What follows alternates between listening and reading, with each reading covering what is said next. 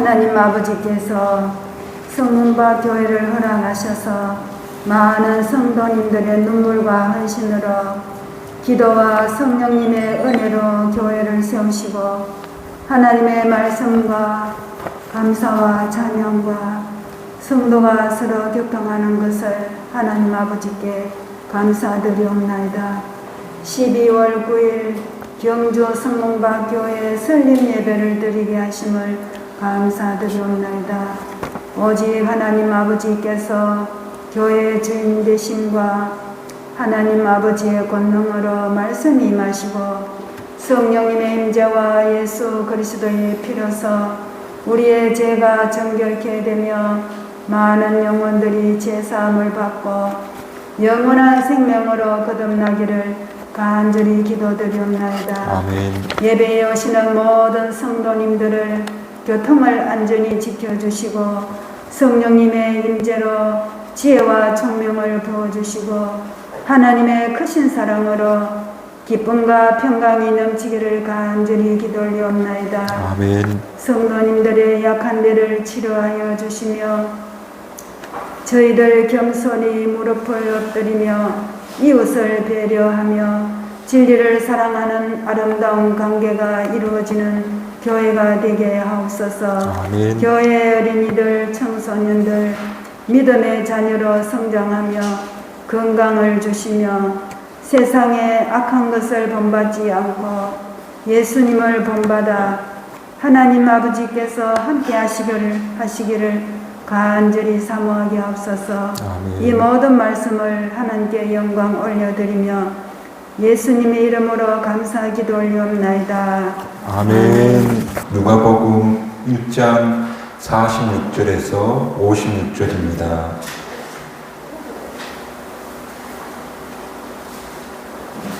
제가 봉독해 올리겠습니다. 마리아가 이르되 내 영혼이 주를 찬양하며 내 마음이 하나님 내 구주를 기뻐하였음은 그의 여종의 비천함을 덜으셨습니다. 보라 이제 후로는 만세의 날을 복이 있다 일컬으리로다. 능하시니가 큰 일을 내게 행하셨으니 그 이름이 거룩하시며 긍휼하심이 두려워하는 자에게 대대로 이르는도다. 그의 팔로 힘을 보이사 마음의 생각이 교만한 자들을 흩으셨고 권세 있는 자를 그 위에서 내리쳤으므로 비천한 자를 높이셨고 줄이는 자를 좋은 곳으로 배부르셨으며 부자는 빈손으로 보내셨도다. 그 종 이스라엘을 도우사 긍휼히 여기시고 기억하시되 우리 조상에게 말씀하신 것과 같이 아브라함과 그 자손에게 영원히 하시리로다 하니라. 마리아가 석 달쯤 함께 있다가 집으로 돌아가니라. 아멘. 오늘 함께 읽은 말씀은 마리아의 노래다라고도 하고 또 마리아의 찬가다 그렇게 말합니다. 세례 요한의 어머니 엘리사벳을 그 부모 엘리사벳을 보고 성령의 감동하심으로 부른 노래가 바로 오늘 우리가 읽은 본문이 되는데요. 한나의 노래랑 되게 비슷한 노래가 돼요. 한나의 노래, 사무엘의 어머니 한나도 마리아의 노래와 비슷한데 뭐가 비슷한가 하면 구약의 예언자들의 꿈을 이 두 여인이 부른 거예요. 이 마리아의 노래가 가사가 아름다워서 중요한 노래가 아니고 이 마리아의 노래 안에 한나의 노래 안에 구약 예언자들의 꿈이 담겨져 있기 때문에 귀한 노래다 그렇게 말할 수 있어요. 이런 점을 미뤄볼 때 마리아는 나사렛이라는 작은 동네에 자란 한 선유에 불과하지만 그러나 그녀가 누가 가르쳐 주지 않았는데 스스로 하나님의 율법을 익혔고, 그리고 믿음 안에서 신실하게 자란 아이라는 것을 볼 수가 있어요. 왜냐하면 이 시골의 작은 소녀가 구약의 정신을 이해하고 그리고 그것을 노래로 지어 불렀다는 건 그녀가 어리고 시골에 사는 소녀지만 스스로 하나님 말씀을 터득한 그런 아이라는 거예요. 여튼 오늘 읽은 46절에서 56절까지 이 본문을 두 부분으로 나눌 수 있는데, 먼저는 46절에서 50절 마리아 개인의 간격을 노래하고 있어요. 예컨대 48절에 여종의 비천함을 보셨습니다. 그리고 만세가 나를 복이 있다 일컫게 될 것입니다 하면서 자신의 간격을 노래하고 있죠. 자신의 고백들처럼 비천한 여인, 갈릴리 지역에 나사렛이라는 조그만 고을에 여성으로 태어난, 유대 사회에서 여성이라면 여튼 남성보다는 낮은 자리였으니까 그런 불모지에 태어난 비천한 여인이다. 그런데 그런 비천한 나를 하나님께서 영광스럽게 하셨습니다. 그리고 이제부터 세상 사람들이 다 나를 복 있는 여자다, 그렇게 노래할 것입니다. 사회적으로 볼 때는 눈여겨볼 만한 것이 없는 그런 사람인데 복된 여인이 된다.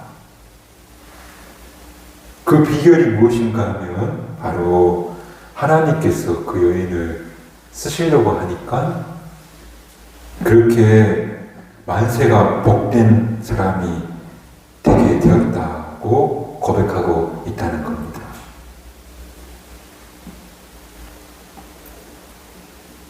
어떻게 해서 그가 복된 여인이다 혹은 존귀한 사람이 되었냐 하면 그녀가 하나님이 쓰시겠다 했고, 그리고 자기 존재를 하나님께 온전히 드렸기 때문에 복 있는 여인이 되었다.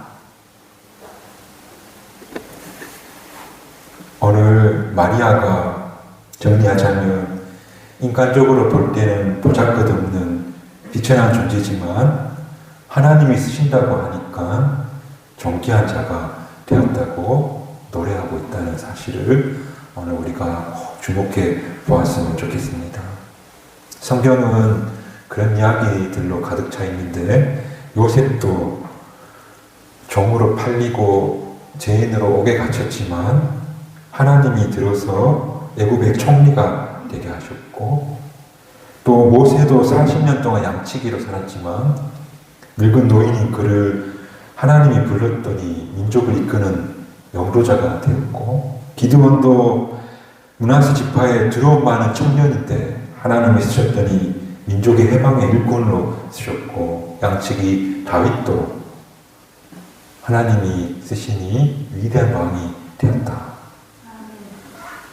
그러므로 하나님이 우리 인생을 사용하시면 우리도 가치 있게 바뀌게 되어지고, 그리고 우리가 하나님 앞에 사용되는 도구가 될 때 그때 우리는 만세가 복된 사람으로 불려지게 되고, 그리고 마리아처럼 그 간격을 노래할 수 있게 되더라는 사실을 기억했으면 좋겠습니다. 분명한 것은 그런 역사가 지금도 계속 진행 중에 있다 하는 사실을 우리가 꼭 기억했으면 좋겠습니다. 그런데 몇 가지 이야기를 드리자면, 김혜영 선교사님, 키가 134cm밖에 안 되는데 그가 태어났을 때 딸로 태어난 거예요. 화가 난 아버지가 술김에 아이를 던졌대요. 그래서 척추를 다쳐서 장애로인으로 살게 되는 거예요. 아버지는 자살하고 어머니는 정신질환자로 결국에는 세상을 떠나게 되고 초등학교도 제대로 졸업하지 못한 상태에서 가정부로 그렇게 살게 되다가 초등학교를 겨우 졸업하고 직업 훈련 학교에 들어가게 됐는데 거기서 기독교인 선생님을 만난 거예요. 그리고 예수님을 믿고 성실히 살다가 장애인 기념대회가 있는데 세계적인 대회에 우승을 하게 된대요. 편물대회. 손으로 짜짓는 그런 일을 해서 우승을 하게 된대요. 그리고 그녀가 아프리카 보츠와나라고 하는 선교사로 떠나서 거기서 14년을 선교 활동을 하고 그리고 미국의 콜롬비아 대학에 사회복지 석사학위를 받고 그리고 사회복지사로 일하면서 청춘아 가슴을 뛰는 일을 찾아라라는 책을 출판하게 이르게 된대요. 김혜영 선교사님 134cm의 척추를 다친 장애인이 세상적으로 볼 때에는 높이 평가할 게 없지만 대한민국의 어떤 누구보다도 멋지게 살고 있어요. 이유가 뭐냐면 그녀가 하나님이 사용하도록 그녀 자신을 내어줬기 때문에 그런 일이 일어났다는 거. 오천에 있을 때 김지영 이지선 교수님 간증하는 글 봤어요. 전신에 삼도화상을 입고 인생 그만 포기하고 싶었다 했는데 그녀가 신앙의 힘으로 다시 일어나서 내가 나 같은 사람도 누군가에게 도움이 되고 싶어요 하며 기도하고 또 다시 살아야겠다 하는 마음으로 일어섰더니 인생의 가치가 바뀌게 된 거죠. 오늘 마리아 이야기가 그 이야기예요. 갈릴리 나사렛 보잘것없는 인생. 이 현실은 어쩔 수 없어 하고 그냥 주어진 현실과 적방 그리고 그런 계획대로 살았다면 그냥 그렇게 살다 죽었을 인생인데 그녀가 저는 주님의 종입니다. 주님 뜻대로 사용하십시오 하고 자신을 드렸더니 세상에서 가장 복된 여인이 되었다는 것. 여튼 이 대림절 기간에 그녀 마리아를 깊이 묵상해보는 저와 여러분이 됐으면 좋겠어요. 저도 여러분도 이런 마음 먹는 순간 인생이 달라질 거예요. 아니 직장도 가정도 삶의 자리도 다 그대로지만 이런 생각으로 마음만 바꿔먹기만 해도 여러분 인생은 복된 인생, 정말 하나님 보시기에 아름다운 인생, 모두가 복되다라고 부러워할 인생 되게 된다는 사실을 오늘 이 대림절 기간 동안에 이 마리아의 고백을 새겨보는 저와 여러분 되시기를 주님의 이름으로 축복합니다. 물론 제가 주의 종입니다. 뜻대로 사용하십시오 하고 살아도 달라지는 것은 어쩌면 크게 없을 거예요. 마리아가 목수의 아내로 또 여러 자녀의 어머니로 살지만 그러나 이제부터 마리아의 삶은 그녀의 삶이 아니라 하나님께 드리는 산제사의 삶이 되어지고 그리고 이런 작은 소망 혹은 목적의식이 그 마음을 새롭게 하고 그리고 그런 삶은 평범한 삶을 산다 할지라도 그 속에서 비범한 삶이 되어지게 된다는 거예요. 오늘 저도 여러분도 우리 인생 하나님께 쓰임받는 것이 가장 복되다는 사실을 인정하고 그녀가 하늘과 땅을 잇는 도구로 사용되었듯이 나도 그렇게 하늘과 땅을 잇는 그런 도구로 사용되게 될 때 모두가 복된 삶 살았다고 일컬어지는 인생 될 거고, 그리고 하나님 앞에 제가 정말 복된 인생이었습니다 라고 값진 고백 올려드릴 수 있는 그런 축복된 인생 되시기를 주님의 이름으로 축복합니다. 그게 첫 번째 그녀의 노래였어요.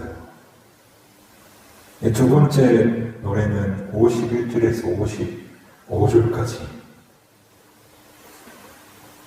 앞부분은 개인의 노래, 나를 이렇게 사용해 주셔서 참 감사합니다 였다면, 두 번째가 바로 그녀가 예언자들의 꿈을 노래했어요. 바클레이라는 그 신학자가 있어요. 대단히 보수적인 신학자인데 모든 것을 구원의 관점으로 보는 그런 분인데, 그분이 이 마리아의 노래를 어떻게 평가했냐면 세상에서 가장 혁명적인 노래다. 51절에 그의 팔로 힘을 보이사 마음의 생각이 교만한 자들을 흩으셨고, 마음의 생각에 교만한 자를 흩으셨다. 이것은 무슨 말일까 하면 정치적 혁명이다. 정신적 혁명이다. 그렇게 말해요. 사람들이 옳다고 생각했던 모든 것들을 깨뜨려버리고, 그리고 모든 교만한 이 순간에 깨워버리는 노래였다. 이 정신적 혁명이다. 또 이어서 52절에는 본세 있는 자들을 그 위에 내리치셨으며 비천한 자를 높이셨고, 이것은 정치적 혁명이라고 그렇게 말해요. 힘 있는 사람에게 힘을 빼앗고 힘이 없는 사람들에게 힘을 줘서 정말 서로가 동등해지는 그런 사회를 꿈꾸었다. 이 구약 예언자들의 꿈이었대요. 그리고 세 번째 53절에 주리는 자를 좋은 곳으로 배부르셨으며 부자는 빈손으로 보내셨도다 하면서, 이건 박걸레이 신학자가 경제적 혁명이다. 그래서 이 마리아의 노래는 우리 일제강점기에 읽을 수 없는 출애굽기와 더불어 읽지 못하게 했다고 해요. 왜냐하면 읽는 것만으로도 기존의 질서를 뒤집을 에너지를 가지고 있기 때문에, 그래서 읽지 못하게 했다고 해요. 이게 구약 예언자들의 꿈이었고, 이렇게 하나님 나라가 실현되기를 소망했다는 거예요. 정신적으로 사람이 옳다 하는 그 모든 것들을 깨뜨려버리고, 그리고 우리는 하나님의 피조물에 불과하다고 고개 숙여야 된다고 노래하고 있고, 또 힘을 가지고 있는 사람들은 억압한 일을 멈추고 오히려 약한 자들의 목소리를 듣고 동등해지는 세상을 꿈꿨다는 것. 그리고 경제적으로 배고픈 이가 없고, 또 어떤 사람이 너무 많이 가져서 비인간적인 사람, 그런 사람이 없어지는 이런 세상을 예언자들이 꿈꿨고, 그 꿈을 마리아가 노래했고, 그리고 또 예수님이 산상수훈에서 말씀하셨고, 나아가서 이게 바로 우리 교회의 소명이 되었다는 것. 그래서 저는 교회가 뭐 하는 곳이냐고 묻는다면, 첫 번째로 이 땅의 모든 사람이 하나님 앞에 고개 숙이며 당신만이 주인입니다. 그렇게 만드는 것이 교회고, 또 온 세상 사람들이 힘을 가지고 다스리려고 하는데 그게 아니고 모두가 동등하고 평등하다. 이 교회 안에서만큼은 그렇다 하는 꿈을 가진 것이 교회고, 마지막으로 교회는 이 땅에 배고픈 자가 없도록 섬기는 곳이 바로 교회의 사명이다. 바로 이 대림절은 그런 예언자들의 꿈을 이루기 위해서 이 땅에 오실 기묘자, 모사, 만왕의 왕, 평화의 왕, 영존하신 아버지이신 그분 예수님을 기다리는 시간이다. 오늘 이런 이야기를 하니까 목사님 뭔가 위험하게 들리는데요. 하실 분 있을 것 같은데요. 그런데 중요한 것은 이제 그 예언자의 꿈을 무엇으로 이루려고 했는가? 예요. 무엇으로 그 꿈을 이루려고 했을까? 마르크스는 폭력으로, 혁명으로 이루려고 했죠. 그러나 교회는 무엇으로 그것을 이루려고 했냐면 바로 하나님의 사랑으로, 그리고 하나님의 말씀으로 이루려고 했던 거예요. 물이 바다를 덮음같이 여호와를 아는 지식이 세상에 충만할 때 그런 세상이 오게 될 거라는 거. 하나님의 말씀을 통해서 교만했던 인간의 마음이 깨어지고 자신이 옳다고 했던 신념이 부서지고 하나님 앞에서 내가 죄인이었구나 하는 것을 발견하게 될 때 정신적 혁명이 일어나는 거. 또 하나님 앞에서, 말씀 앞에서 스스로 힘있다고 했던 이들이 하나님 앞에, 그 말씀 앞에 서게 되니까 그 말씀에 감동을 받아서 힘 있는 자가 힘 없는 약한 자의 발을 씻게 되더라는 거예요. 또 하나님 말씀에 감동이 일어나게 되면 말씀이 깨달아지게 되어지는 사람은 굶주린 이들을 목물쩍 지나치지 않고 도우는 사람으로 살게 되더라는 것. 바로 우리 모두가 하나님 말씀 앞에 서게 되면 정신적 혁명, 교만이 깨지고 주님 당신이 주님이십니다 하게 되고 정말 하나님 말씀 앞에 서서 그 말씀에 젖어들기 시작하면 섬기는 혁명이 일어나고 그리고 필요한 사람을 도와주는 경제적 혁명이 그 말씀 앞에 서게 되면 그런 일이 이루어지게 되더라는 거예요. 여러분, 우리나라 교회에 그런 교회가 어디 있습니까? 라고 물을 수 있겠지만 바로 우리 교회가 그런 교회가 되어지기를 주님의 이름으로 축복합니다. 예전에 읽은 소설 중에 다이허임이라는 사람아라는 책에서 문화혁명의 그 어려운 시기를 지나가는 이야기를 쭉 적어놨어요. 그런데 그 분의 이야기 중에 이런 말을 해요. 사람이 만들어낸 변화와 혁명에는 상처를 남기더라. 중국의 모든 이들이 결국에는 서로 고발하고 서로 죽이는 상처만 남기게 됐대요. 그러나 하나님 말씀 앞에 서서 하나님 나라를 이루기 소망하며 걸어갈 때에는 그런 상처가 없어요. 그런 폭력이 없는 거. 왜냐하면 그 말씀이 끼어진 한 사람 한 사람, 누가 가르치거나 강요하지 않았지만 내가 옳다 하는 신념을 꺾어내고 또 내 힘을 자랑하지 않고 오히려 낮아지게 되고 그리고 약한 사람을 도와주는 그런 사람이 되어진다는 것. 그래서 말씀 앞에 서서 말씀으로 그 말씀이신 하나님 감동 감화로 이런 혁명이, 이런 변화가 일어나게 되더라. 그렇게 되기를 오늘 마리아는 노래하고 있다는 것. 얼마 전에 목회자들 몇 분 모여서 대화하다가 들은 이야기인데 사업을 하다가 실패하고 형님이 하는 마트 종업원으로 일하게 됐대요. 정말 밑바닥까지 떨어졌다가 신앙을 가지기 시작하면서 하나님 앞에 나오게 되었고, 그리고 드린 첫 기도가 뭐였냐면, 교회 와보니 남을 섬기라 하고, 그런데 나는 남을 섬기는 것이 남을 성공시키는 것이라고 생각했고, 그래서 싫지만, 그런데 제가요, 하나님, 마트의 사장이 되면 저랑 같이 일하는 사람 한 사람 한 사람 다 사장 만들어주고 싶어요.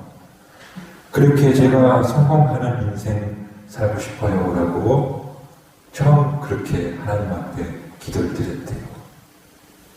그래서 그분이 다시 재기하기 됐고, 그리고 마트의 사장이 된 후에 함께 일했던 직원들 다 사장 만들어줘서 마트를 14개를 열었다고 해요. 요즘 같은 세상에 보기 힘든 일이죠. 이게 혁명이다. 그런데 이 혁명이 어떻게 이루어졌냐면 바로 말씀이신 하나님 앞에 서게 되고, 그 말씀이 그를 감화 감동시켰고, 그리고 그런 감화된 사람들이 누가 시키지도 않았지만 정신적 혁명, 정치적 혁명, 그리고 경제적 혁명이 일어나게 되었다는 거예요.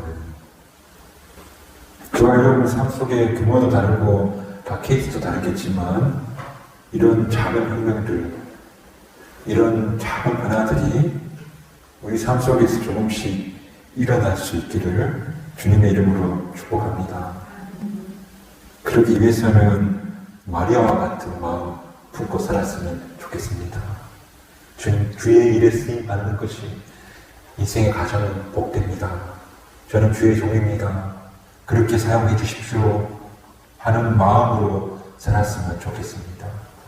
그리고 이사야가 또 에레미야가 또 에스겔이 꿈꿨던 세상, 하나님만이 주인이시고, 그리고 세상 힘 있는 사람, 힘 없는 사람이 없고 다 동등하고, 그리고 함께 나누는 그런 혁명, 그런 예언자들의 소망, 그 소망을 품고 걸어가는 것만으로도 바로 그런 놀라운 일들이 우리 속에서 일어나게 될 것이다.